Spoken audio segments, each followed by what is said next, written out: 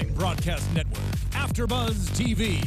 Over 20 million weekly downloads in over 150 countries, and your number one source for after-show entertainment.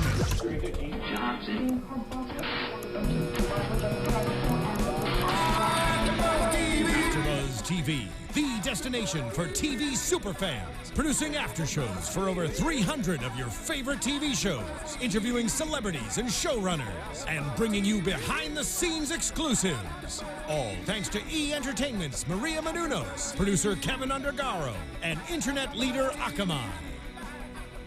Now, let the buzz begin!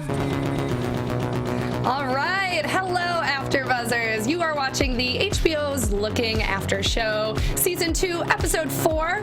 If you haven't already, please subscribe to our YouTube channel and follow us in the conversation. Talk to us on Twitter, hashtag ABTVLooking. Also, you can follow us on iTunes and SoundCloud as well. I'm your host, Kylie Hodges, and you can chat with me on Twitter at the Kylie Hodges, and my dapper co-host. Hi, everybody. I'm Blake McIver, returning back this week. Glad to be back. You can find me on Twitter at Blake McIver. Wonderful. Join in the conversation. Yes, let's get this going, and we've got a chat roll going on the live YouTube stream as well. So just start talking. You guys can talk about the show or us, but preferably the show. Unless you think we're cute, you can say we're cute too. What an episode, right, Blake? Right, dynamic episode. Yes, I loved it. I was just saying to you at the end of the episode that it's like, all right, things are moving, things are really going. The plot is thickening. Oh my God, quickly moving a lot quicker than season 1. I think the elephant in the room is the Patrick and Kevin relationship. It's very tumultuous right now. Pat Kev, what should we call them? They need a celebrity name. Kev Trick. I like that. Kev Trick. It sounds a little raunchy. Sounds wrong. So last week, Kelly and Ronnie disagreed with me. Well, I know Kelly did. I can't speak for Ronnie, but I said I'm not happy with the Patrick-Kevin relationship because I think it's just going to leave them hurt in the end. Kelly said she loved them together. What are your thoughts? Oh, see, I'm Team Richie. We're on the same team. Team Richie. Yeah, no, it was right at the start of this season when they did the bumping in the woods, and then it was just emotionless and kind of, I was like, oh. Mm-hmm. Kevin always says the wrong thing at the wrong time, I feel like, which I feel like is really smart of the writers. They're dropping us these little hints of like foreshadowing. I don't think it's going to end well. No, I don't either. I have so much to say. I guess let's just go from the beginning. Yeah. So we have Patrick and Kevin in Kevin's place, and they don't have pants on, and they're eating breakfast, which is a very couple-y thing. Totally. I guess it's also a morning after thing. But this was a comfortable morning after. This was casual. This was we're settling in. Yes, and Kevin, you could tell that they talked right away. Patrick was like, I want to talk about this. You answered the phone while I was sleeping. I heard it. What's going on with you and John? And Kevin was pretty honest. He's like, John just doesn't have what you have. Right. Which was sweet in a sort of really messed up way. Yes, because this relationship is messed up. It's weird because, no one has said it yet, but last week, Kevin was telling Patrick about how he has his visa is expiring soon. Right. And I'm just saying, it sounds to me like maybe John's just still in the picture because it might be helpful for Kevin to get citizenship or to extend his visa if he stays with John. Right. What do you think? Potentially. We saw John for the first time. We'll get into that later, but that was interesting. But yeah, no, it seems a little too convenient. It seems a little, this one's hard because I'm not one to judge. People can do whatever they want to do. However, if someone's being lied to, I think that's where it becomes not cool, and John's the one being lied to right now. Yeah. And we don't know John, so for all we know, John could be like this really mean, abusive person, and then we'd be like, yeah, get rid of him, but we don't know that, so. So then we see Augustine at Eddie the bear's place, and he had that hilarious leopard poncho. Schmata. His outfits are always on point. I love it. I chuckled because Augustine was drinking a coffee cup that said, I love anal. I heart anal. And they did a bit about it. I love that they did a bit about it. They didn't just give us a close-up of the mug and then moving on to the conversation. It's like, no, we're gonna milk this joke for all it's worth. I like them. Yeah. I think it's fun. I think it's an interesting start to a relationship. We see Augustine go with Eddie to his job at the shelter for trans teenagers, and later on Augustine ends up begging him for a job, and he gets one there. But I noticed that I'm like totally flash forwarding to almost the end of the episode, but when Augustine is working with Eddie, didn't it sort of seem like, at first I thought maybe this was a relationship potential, but didn't it sort of seem a little friend-zoney? A little bit, but they kind of have done that since they met. It's kind of been like floating between, oh, we're skinny dipping, but we're just friends, but oh, maybe there's something more. But I mean, I don't know. What do you think we're supposed to assume right now? Are they? Well, I don't know. Are they hooking up? Or I mean, I think they are. Maybe. Yeah, I mean, I guess I'm assuming they are, but we haven't. Have we actually seen that? Not really. I've seen so many butts this season. I can't keep track of all the butts. Parade of butts. I'm not complaining. Looking for butts. Maybe that'll be next week's episode title. But I like Eddie, and he seems. I mean, he's got like a really interesting job, and totally. He seems really passionate about it.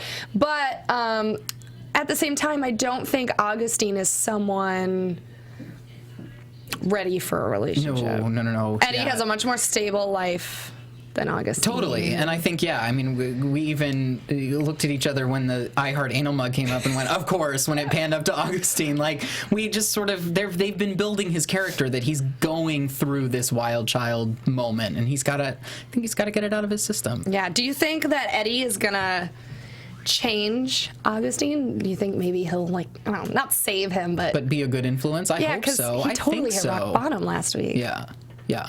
No, I think if anyone can do it, Eddie can do it. Like, we're seeing more and more of him. He's a heart of gold. He cares. He also doesn't put up with shit either. He's very, like, he's a straight shooter, which I like. Augustine needs that. Lord, he needs that. I am sounding so judgy, but I mean, the guy was like passed out on the street corner in the last episode, high on something. So it wasn't one of his finer moments. Yeah, that's for sure. I know I'm not alone with saying that. So then we see Doris and Dom at the apartment, and she wants Dom to do a Kickstarter, and of course Dom is such a negative Nancy about it, and he's like, no, I don't want that. Which I think he's just. Dom seems scared of growing up, and I mean that's kind of been an ongoing thing for him in this show, but yeah, he's definitely the Peter Pan gay, of the characters. What is a Peter Pan gay? Well, it's like, like, I don't want to grow up. I want to just sort of live in my, there's been quite a few like op-ed articles about this sort of this trend, this Peter Pan trend, and it's it's not a great place to stay. I love the way they write Dom and Doris's relationship. Me too. It's so natural. It's so casual. I really do feel like a fly on the wall. Like I do not feel like I am watching actors doing scripted work. Like, it's so great. It's so real. And this whole Kickstarter thing was funny because it was like, she wasn't giving him the option. She was saying, I'm doing this. I just need a password. Like, you don't have to agree with this. You don't even have to like it, but we're doing this. Yeah. Well, and Dom and Doris, like, they need each other. Definitely. They're not just roommates. They're kind of life partners in a sense, especially at the end of the episode. It's like, she's all he's got. Right. Oh, which is sad. I know. I mean, it's beautiful and sad. But, so then, oh my God, then Richie and Pat meet up. I wasn't expecting that, Not at all. I wasn't expecting that to happen so quickly. Yeah. But I guess it was like, we got the little hint, maybe lunch, maybe something, and then bam, there it was. I loved the jab that Richie made to Patrick about staying loyal to his hairstylist. It's like, wow, there's some hidden meanings there. The whole scene was so beautifully constructed because everything they said could have had a parallel to their relationship. Like, I don't know why people in San Francisco stand in line for ice cream. What's all the hype? Well, what's the hype really about? Like, oh my gosh, it was all about them. Like, I don't know about you, but I've had those veiled conversations before, and then you realize halfway and you're like, oh my God, this is not, we're not talking about ice cream anymore, are we? Yeah, when did this go so far from what I thought it was?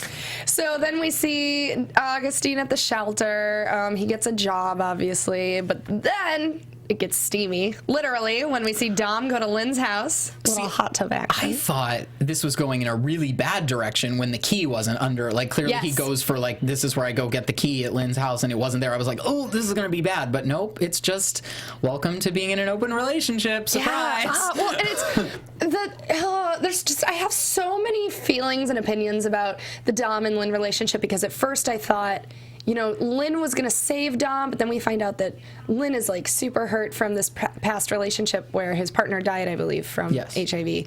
And so, you know, it's weird because Lynn is sort of parenting Dom, and Dom doesn't want to be parented, but... Right. There's a lot of hang-ups on both sides. Like, they both, which is what makes for really interesting scene work between the two of them, because Lynn does have completely different hang-ups than Dom has. Like, Dom wants to throw himself too far into everything. And Lynn, like, has all of these walls and all of these boundaries. But it's so weird because Dom is willing to throw himself too much into relationships, but not into his work. Yeah, not his business. Not the thing that matters. And the thing is that, and Lynn is trying to shove him into it, and he's just like, he's so hesitant, he's so scared. I don't understand. I mean, maybe I feel like Dom's outlook on a Kickstarter is sort of like this archaic look at, like, the way my dad feels about Facebook and Twitter. Totally. He's like, I'll never get a Facebook. That's for the kids, you know?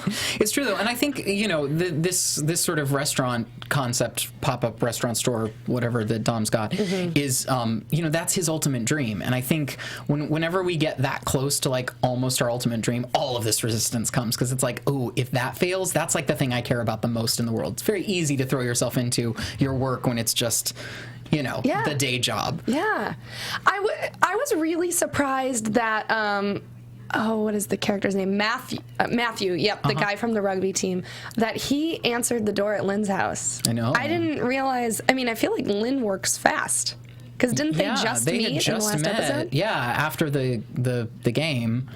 It felt that maybe, I don't know, maybe I'm idolizing, well, that's the wrong word. Maybe I like Lynn too much, because I wasn't expecting him to just be that casual with Dom. Right. I thought he understood that he had more of Dom's feelings than to just let it be so open. Well, and in the pilot, we felt Dom's resistance to, like, when the hookup that he had happened, like, oh, is this really going to be okay? This is my first testing the waters into what this open thing is. And then he talked about it with Lynn, and Lynn was like, no, did you have a fun weekend? Did you turn the hot water heater off? Did you screw anyone? Like, it was and apparently equally casual on his end, that he could just open it up. It's weird. It's like, it feels like Lynn doesn't have... Since his partner has passed, he doesn't really have actual feelings. True. You know, he's kind of just on autopilot.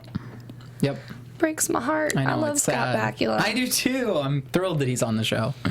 Do you think that Lynn would ever come around, or do you think that the speech that he gave to Dom in the flower shop is kind of like, I am kind of going to live this life for the rest of my life. I don't see myself sticking with anyone. To me, that speech seemed like a lot of defense mechanisms that could eventually be broken down. Like, I think if we are, you know, really on this journey with Dom and Lynn, I think it could. I mean, it's going to be tumultuous. He's going to try and push him away many times before it's resolved. Absolutely. And also, Dom and Lynn are on completely different social classes. I mean, Lynn has money, and Dom is still kind of struggling. Totally. And, like, I know in season 1, we used to talk a lot about how Dom rolled with the younger boys because he was kind of on the same level in life with a career and the same amount of money as them. And so it's sort of like, now that he's with somebody who's his age, he's seeing how different their worlds are. And not that he has more work to do, but he's sort of fallen behind in the progression of growing up. I don't know. He got a harsh wake-up call when Matthew called him daddy in the hot tub. Oh, God. Hello. I mean, some people like that, you know? That took me off guard for a second. I was like, wait, is he really? No, of course not. That was funny. I also was expecting the hot tub scene to continue. I wasn't expecting it to cut. Right. I thought we were about to see... later. Yeah. I thought we were going to see some butts. We got to see Hot Matthew's butt. We did. We saw Dom's butt. You know, I think the last episode, though, was it the last episode there was a lot? There's a lot of butts. I guess that's all I care about. Is HBO the man bringing butt. you butts. Bringing butts. A little full frontal last week in the locker room. In the locker room. Also, no complaints. I'm immature. What happened after that? Then, Patrick and Dom are at the market. And they see John and Kevin. Tell me what you think. Well, it was my heart sank for Patrick because it's just like that's awful. I mean, you know, I've had that thing where you run into an ex like a year after the breakup and they're with their new partner and it feels horrible. You know, like this was that times 1,000. Yeah. It's just, I mean, ugh. If you were Patrick, would you have gone up to say hi? No. Really? No.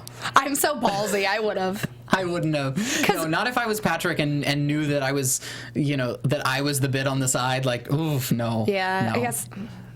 I guess since I'm not in the situation, I can't really know how. I feel like knowing myself, I would just be like, he needs to see me. He needs to know that I'm not afraid of seeing him in public with his man. But I mean, all right, so we both had a reaction when we saw John's face. I'm not judging, but John is not what we expected him to look like. No.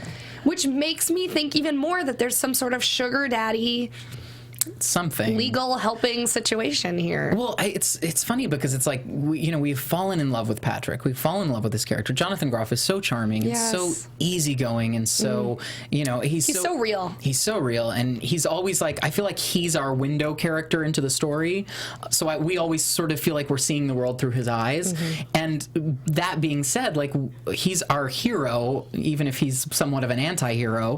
And so in my mind, I'm thinking like, okay, well, the guy that is pulling Kevin's attention away from this great guy has got to be spectacular looking at least. Yeah, I wonder how, like, I want to know more about their relationship. I feel like we've seen Kevin and heard about John so much, it's about time that they give us more of a glimpse into Kevin and John. Well, I think they might be purposefully doing that to keep us in Patrick's shoes so that we're as in the dark about it as he is. I want a scene next week where Patrick literally is creeping in the window at Kevin's place so we can see Kevin and John together. John. Who is this John? Well, we know he's bad in bed. He's bad in bed. He's never home. He has long, shaggy hair and zip-ups and terrible shorts that he wears to the flea market. I'm being so judgy today. Here's the thing is I like Kevin, but I don't like what Kevin is doing. No. It's destructive. Yeah. Well, and I think it's bad for both of them. Yeah. He needs to figure his shit out first before he drags someone else down with him.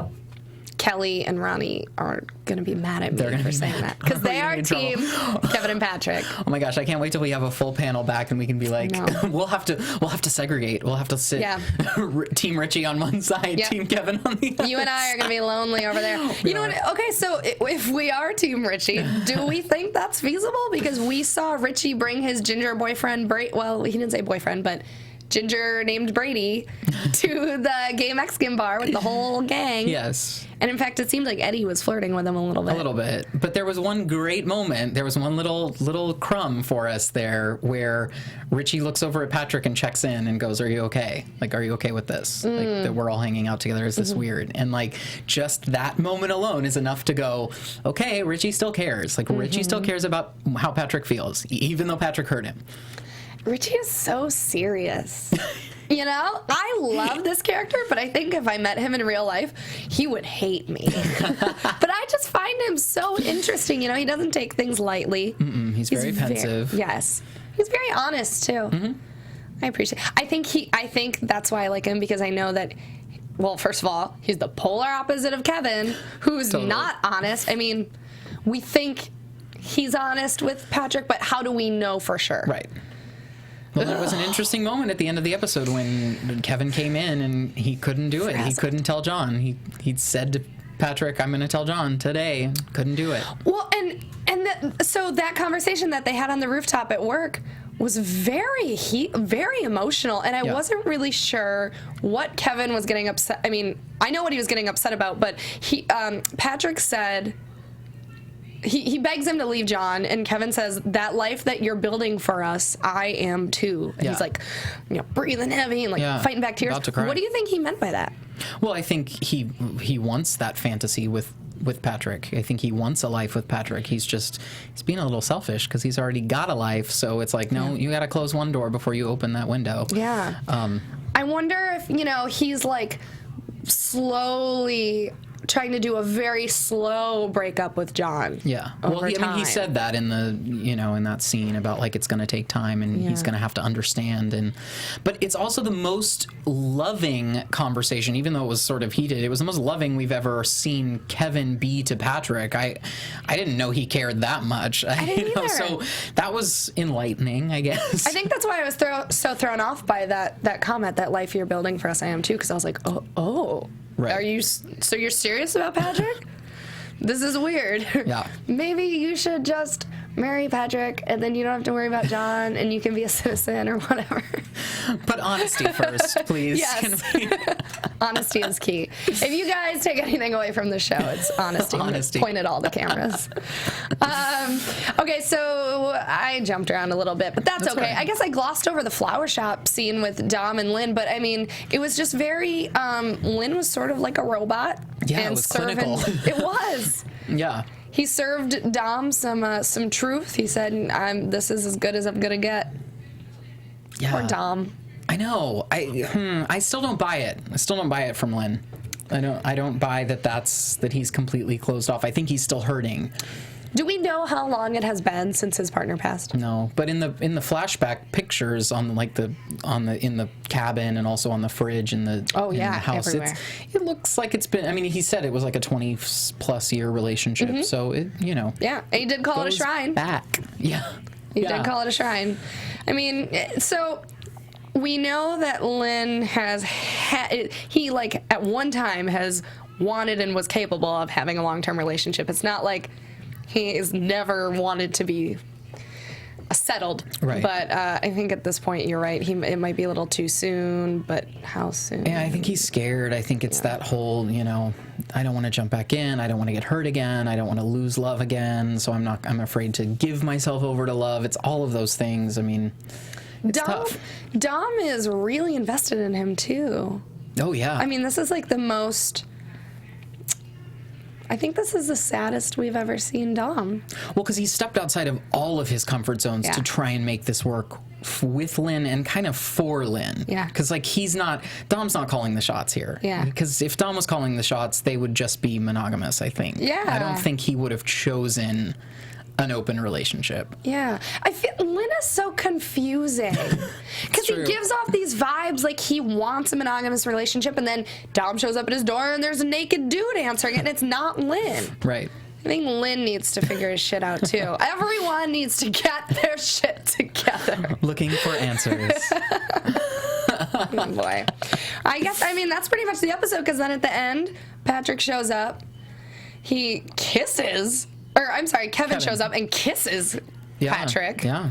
We think it's going to be good news. And it's not. What a letdown. It's never good news with Kevin. Kevin's never the bearer of good news. You know what, though? I mean, if he can't do it now, when can he do it? Right. Right. And that's the problem. And I think that's what Patrick is finally realizing, that, like, how long am I going to allow my heart to be strung along by this? And I also thought it was, this was a cool story point for me, that in the moment on the rooftop scene where Kevin's like, no, I'm going to sort this out. And Patrick was like, I'm not asking you to. Which was very interesting to me, and kind of a great character moment for Patrick, because it's like, yeah, I'm not going to force you to do anything. Like, you have to want me enough. Which I thought, okay, growth. That's good. Fantastic. That line went past me. But I guess that really does show that Kevin's super... I mean, this has been the episode where I think Kevin has shown that he's super duper alley-ooper invested in Patrick. Yeah, definitely. But still makes the wrong choice at the end of the episode. Kevin, get it together. Russell Tovey, you're so cute. Just pull it together. Oh, God, he's adorable. Those arms. But how do you end it with someone that you've had a life with for, like, what, over 2 years or something? I mean, that's like they're basically married. The only thing that's keeping them from being married is a piece of paper. Right. It's tough. It's like a divorce, which is just so much more traumatic. Yeah. Everybody's got some decisions to make. And Patrick left the bar crying.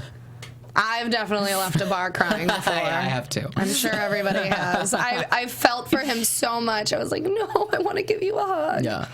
Well, and I think that's what's so great about, always having his character draw us in so much emotionally is that we feel like we are all Patrick, or we are all part of Patrick's personality in ways, which is really engaging and great.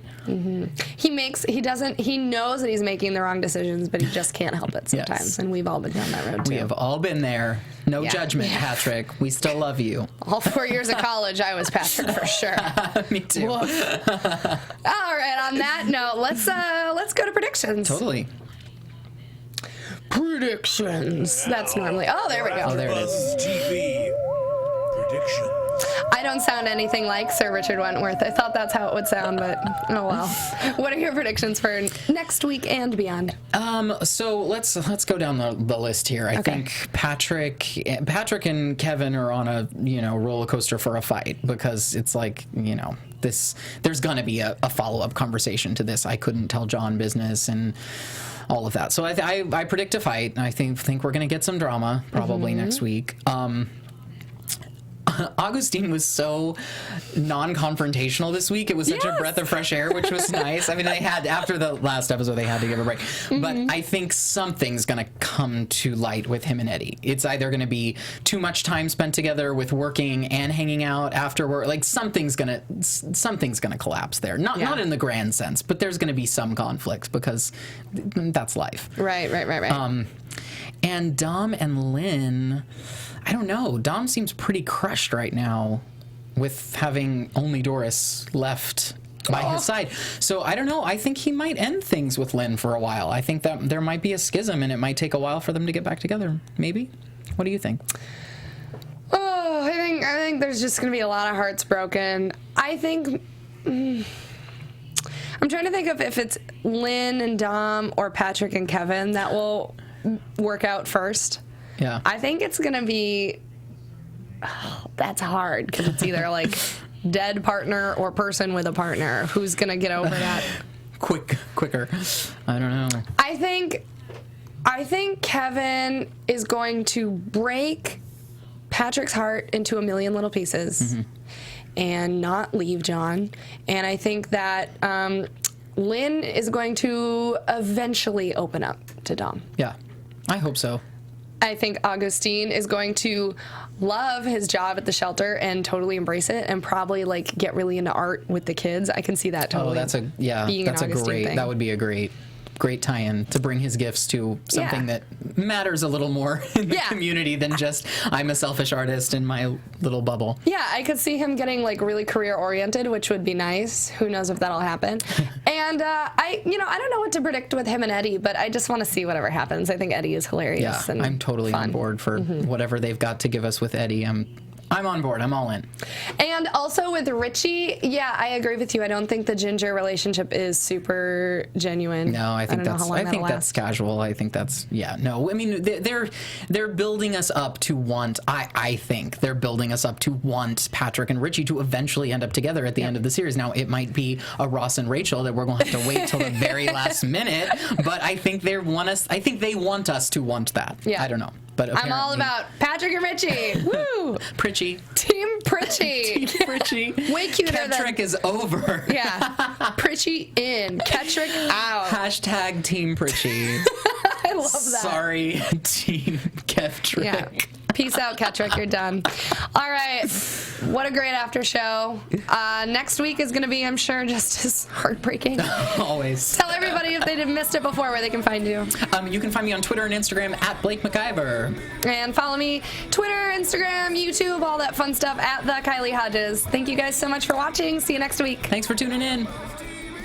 From executive producers Maria Menounos, Kevin Undergaro, Phil Svitek, and the entire AfterBuzz TV staff, we would like to thank you for listening to the AfterBuzz TV network. To watch or listen to other after shows and post comments or questions, be sure to visit AfterBuzzTV.com. I'm Sir Richard Wentworth, and this has been a presentation of AfterBuzz TV. Buzz you later. The views expressed herein are those of the hosts only and do not necessarily reflect the views of AfterBuzz TV or its owners or principals.